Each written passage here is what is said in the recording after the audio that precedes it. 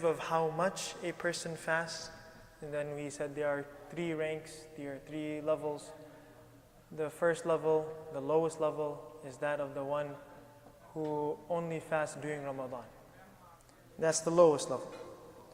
And then we said that the highest level is the Sawm Dawood, to fast one day and not fast the other day.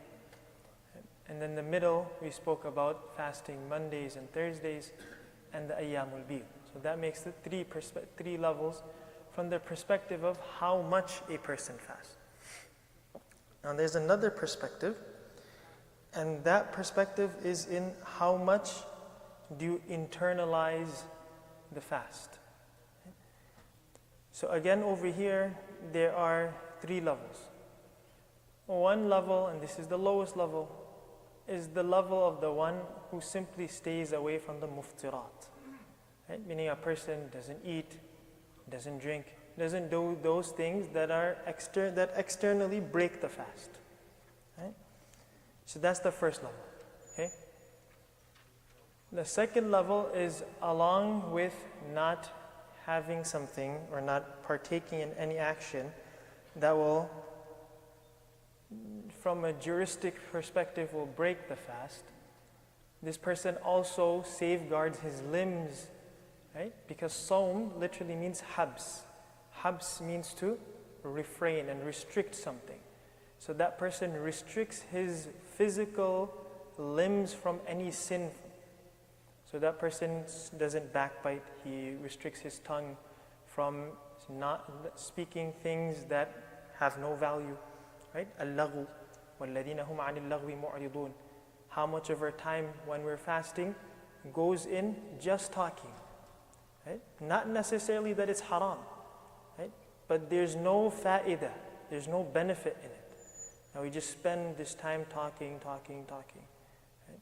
That same time could have been spent reading the book of Allah subhanahu wa ta'ala. Okay? A person protects all of their limbs from committing any sin. So that is the second level of fasting.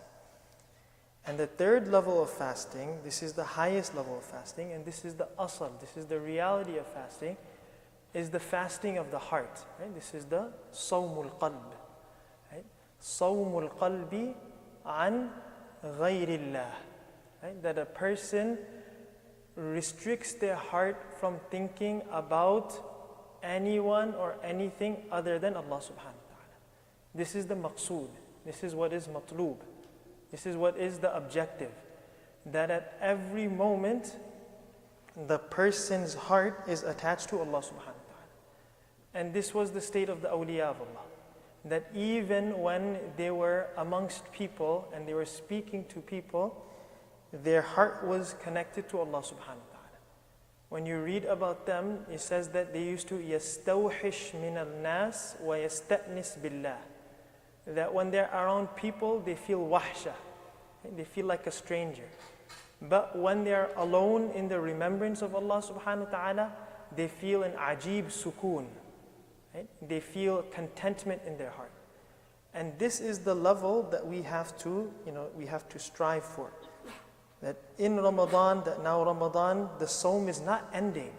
It's not finishing. I just want to share one reflection. As many of you know, Daddy passed away today, right?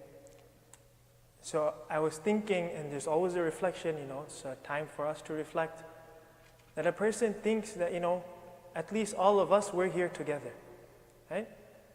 Now that person is taking that journey, and you think about, well, isn't that person going to feel lonely? Isn't that there going to be a sense of being alone? Now a person thinks that, this is what I was supposed to be doing in the dunya. That this is the point that I have to get myself ready for and prepare for. That when I reach this state, am I going to be from amongst the people that Allah says, أَلَا إِنَّ أَوْلِيَاءَ اللَّهِ لَا خَوْفٌ عَلَيْهِمْ وَلَا هُمْ يَحْزَنُونَ? Am I going to be from the people who Allah is their wali?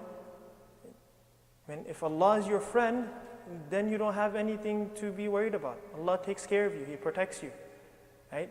The malaika come and they say, no, la khawf, no fear, no grief. You're taken care of over here. Right? But that comes when you put a lifetime of effort in building your connection with Allah subhanahu wa ta'ala. Right? It's not just like that. Right? So now each one of us has to ask that on a daily basis, how well do I know Allah? Right? If someone knows that, okay, I speak to Allah, this is my friend. Right? Just like a person has a friend. Right? So he's like, oh, that's okay, I'm going to meet my friend. Right? Now, how many of us can say that, yeah, when I'm ready to go now. I'm ready to go meet my friend. Right? So that's something that each one of us has to think about, that in this dunya we get so distracted by other things that we forget what the real thing is. That on a daily basis, how much time am I spending in my dhikr? Right? What's the life in my dhikr? When I'm making dhikr, do I really feel like, okay, I'm talking to Allah? When I'm remembering Allah, He's remembering me. When I'm reciting the book of Allah, Allah is listening to me.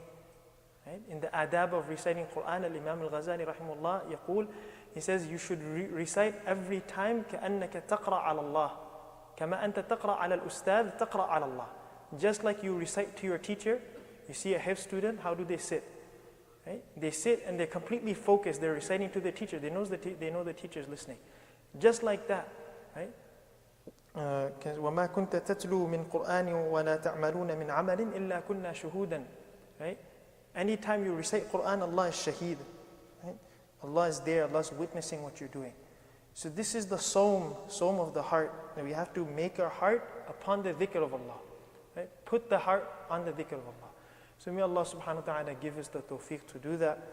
Subhanallah bihamdihi, subhanakallah bihamdik, nashhadu an la ilaha illa anta, nastaghfiruka wa natubu ilayk.